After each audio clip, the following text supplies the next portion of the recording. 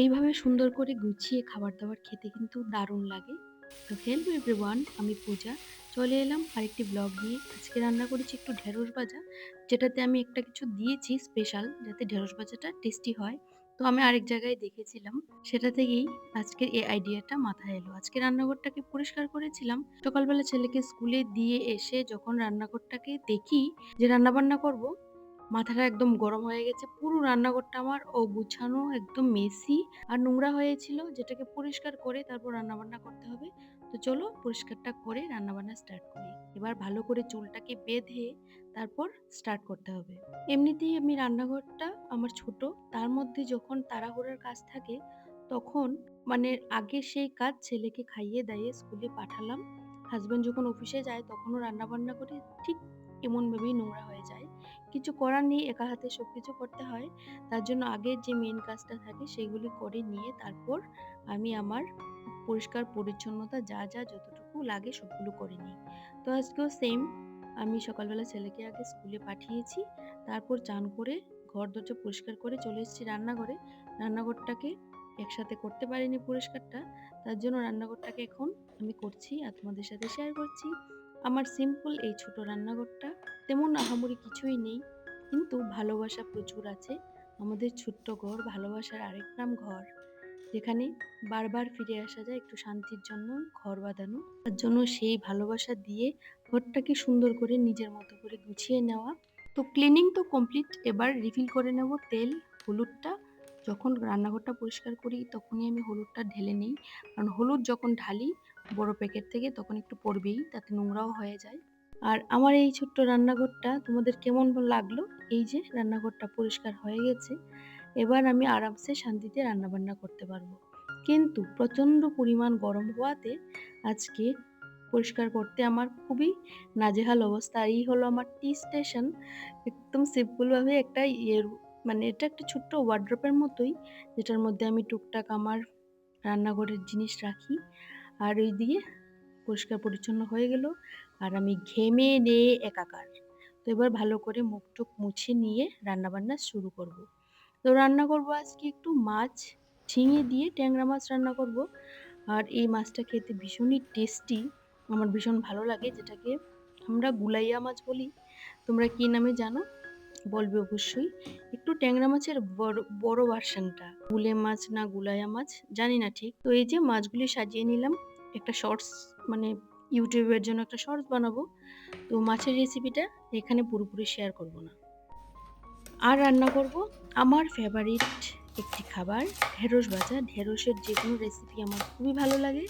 মানে ঢেঁড়স দিয়ে সর্ষে বাটা, ঢেঁড়স দিয়ে যে কোনো কিছু, সব কিছুই আমার ভীষণ টেস্টি লাগে। ঢেঁড়স সেদ্ধ খেতে ভালো, তো তার জন্য ঢেঁড়সকে একদম ভালো করে কেটে কুচি কুচি করে নিচ্ছি। পেঁয়াজ দিয়ে সুন্দর করে ভাজবো।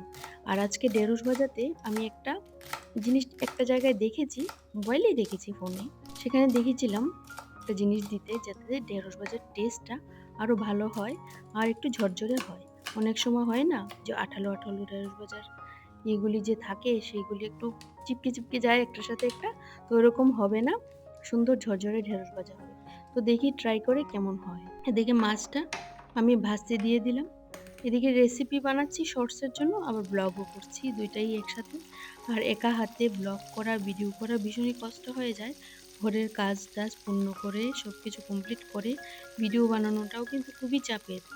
দেখতে লাগে যে অল্প সময় ভিডিও, কিন্তু করতে খুবই কষ্ট হয়। যারা আমার মতো একা হাতে ভিডিও করে তারা বুঝবে যে কিরকম অবস্থা। কারণ হাজবেন্ডের তো টাইমই নেই, ও কখন আমাকে ভিডিও করে দেবে। আমারটা নিজেরটা নিজের মতোই করতে হয়। আর আমার হাজবেন্ড না, ও এত সব কিছু পারে না, ও এগুলি একটু কমই বুঝে। কারণ ওর কাজ শুধু অফিস, ওর জগৎটা অফিস নিয়েই।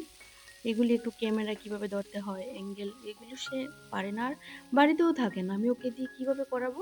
ছেলেও ছোট, স্কুলে চলে যায়, পড়াশোনাতে ব্যস্ত, ওকে দিয়েও করানো যায় না। তো নিজের ভিডিওটা নিজেই করি, নিজেই এডিট করি, নিজেই ছাড়ি। জানি না কবে আমি সাকসেস পাবো, তবে আশা মন থেকে এখনো ছাড়িনি। এখনো মনের মধ্যে সেই দৃঢ়তাটা রেখেছি যে একদিন হবে, একদিন আমার স্বপ্ন পূরণ হবে। তো আমি জানি না আপনাদের কতটুকু এন্টারটেইন করতে পারছি। আপনারা আপনাদের প্রিসিয়াস সময় দিয়ে আমার এই ভিডিও আমার এই ছোট্ট ভিডিও যারা যারা দেখছেন তাদের সকলকে অনেক অনেক ধন্যবাদ। আর এই যে আজকে ঢেঁড়স ভাজাতে আমি এই স্পেশাল জিনিসটা দিচ্ছি, একটু লেবু চিপে রসটা দিয়ে দিলাম, তাতে ঢেঁড়স ভাজাটার টেস্টটা দারুণ হয় আর একটু ঝরঝরে হয়, একটু আঠালো আঠালো হয় না। এই যে ঢেঁড়স থেকে যে পিছলে পিছলা ভাবটা যে আসে সেটা থাকে না, সেটা চলে যায়।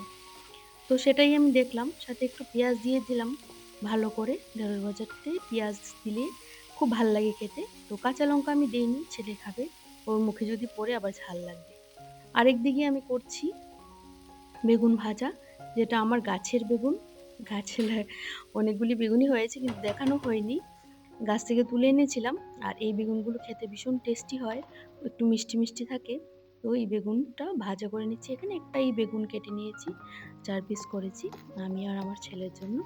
বাস, আজকের দুপুরে লাঞ্চ মেনু হলো ঢেঁড়স ভাজা, মাছের একটা তরকারি, ঝিঙে দিয়ে করেছি। আর এই রেসিপিটা আমি শর্টসে শেয়ার করব, তার জন্য ব্লগে দেখালাম।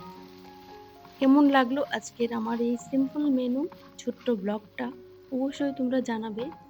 আমি আগেও বললাম যে তোমাদের জানি না আমি কতটুকু এন্টারটেইন করতে পারলাম, আমার জানা নেই। তবে আশা করছি আমি আস্তে আস্তে কচ্ছপের মতো এগিয়ে এগিয়ে যাব, একদিন না একদিন সাকসেস হব, সেই আশা সেই দৃঢ়তা মনে রেখেই আমি আমার ভিডিও বানাই।